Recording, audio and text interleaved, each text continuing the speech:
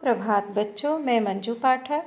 आज मैं आप लोगों को कक्षा 7वीं के संस्कृत विषय के पाठ 14 अर्थात चतुर्दशः पाठ श्रवण कुमारस्य कथा अर्थात श्रवण कुमार की कहानी, इस पाठ का वाचन और इसका अर्थ बताऊंगी।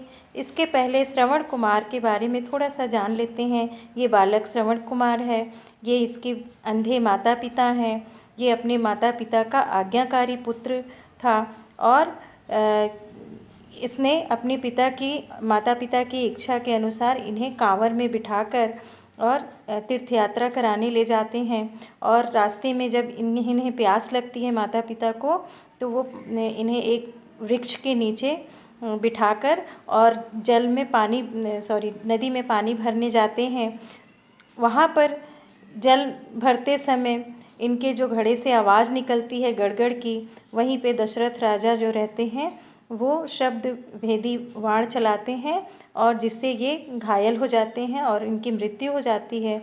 और दशरथ जी को ये कहते हैं कि आप मेरे माता पिता को पानी पिला दीजिए।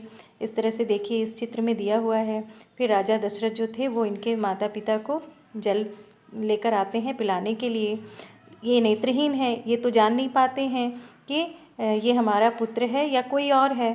फिर जब इन्होंने पूछा कि पुत्र इतना लेट क्यों हो गया, इतना देर क्यों हो गई, तो राजा दशरथ सारा वृतांत बताते हैं जो उनके पुत्र के साथ हुआ। उनसे गलती से बाण लग गया और उनकी मृत्यु हो गई।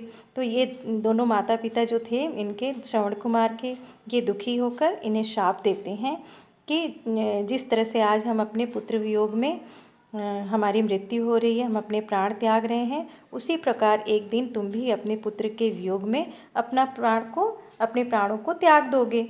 इस प्रकार से देखिए आगे की कहानी।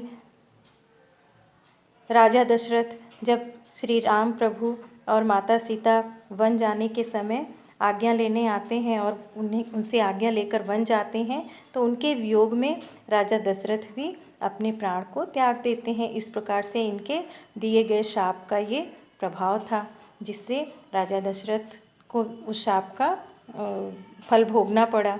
तो चलिए इस पाठ को हम शुरू करते हैं। पितृभक्तः श्रवणकुमारः एकः बालकः आसीत्। पितृभक्त श्रवण कुमार एक बालक था।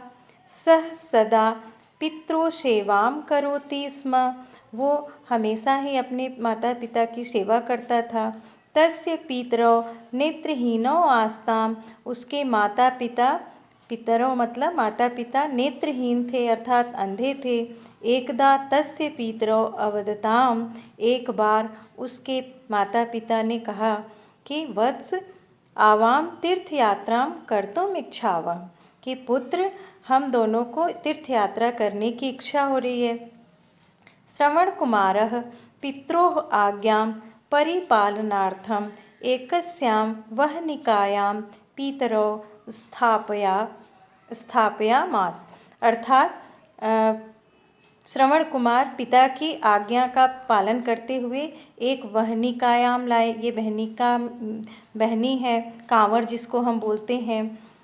अपने पितरों को उस पे बिठाए।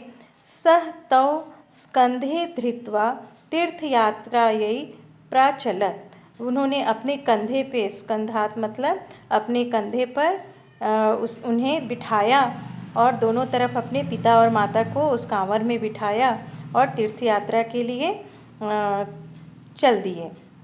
मार्गे तस्य पितरौ पिपासितौ अभवताम। मार्ग में अर्थात रास्ते में उनके माता पिता को प्यास लगी।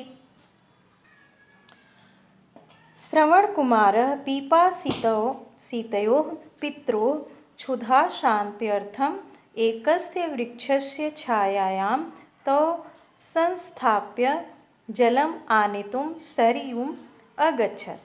अब श्रवण कुमार जो थे अपने प्यासे माता पिता को उनकी प्यास बुझाने के लिए क्या किए कि एक वृक्ष की छाया में उन दोनों को बिठाए और बैठा कर के जलम आनेतुम, जल लाने के लिए सरयू नदी में गए। सह जल तुम्बिकाम नद्याः जले निमज्जितम अकरोत्। उसके बाद वे जल तुम्बिका, जिसमें जल भरते हैं उसे जल तुम्बिका कहते हैं, उसे नद्याः में, नदी के जल में उन्होंने डाला। जलस्य भरणावसरे तुम्बिकायाः गड़गड़ इति ध्वनिः अभवत्। जब जल भरते समय तुम्बिका को जब उन्होंने जल में डाला तो उसमें गड़गड़ की आवाज़ हुई। तदा आखेटार्थं समागतः राजा दशरथः तं ध्वनिम् अशृणोत् अचिन्तयच्च। अर्थात उसके बाद आखेट में गए अर्थात शिकार में गए राजा दशरथ ने उस ध्वनि को सुना और उन्होंने विचार किया, सोचा, नूनं कश्चित् गजकल्भः जलम पिबति। शायद या निश्चय ही कोई गजकल्भ कहते हैं हाथी के बच्चे को, वो जल पी रहा होगा। सह शब्द वेधी बाणम प्राक्षिपत। उन्होंने शब्द वेधी बाण को वहाँ छोड़ा जहाँ से गड़गड़ की आवाज़ आ रही थी। शब्द वेधी बाण कहते हैं कि वो शब्द सुनकर, मतलब अपने निशाने को बिना देखे सिर्फ आवाज़ सुनकर और उसे चलाया जाता है। बाणः श्रवणस्य हृदयम अच्छिन्नत्। बाण जो था वो श्रवण कुमार के हृदय को छिन्न कर दिया, अर्थात उन्हें भेद दिया, उनके हृदय में लगा। बाणेन आहतः श्रवण कुमारः चित्कार शब्दम अकरोत्। बाण से आहत होकर, घायल होकर श्रवण कुमार जो थे वो चित्कार शब्द किए, अर्थात उन्होंने कराहा।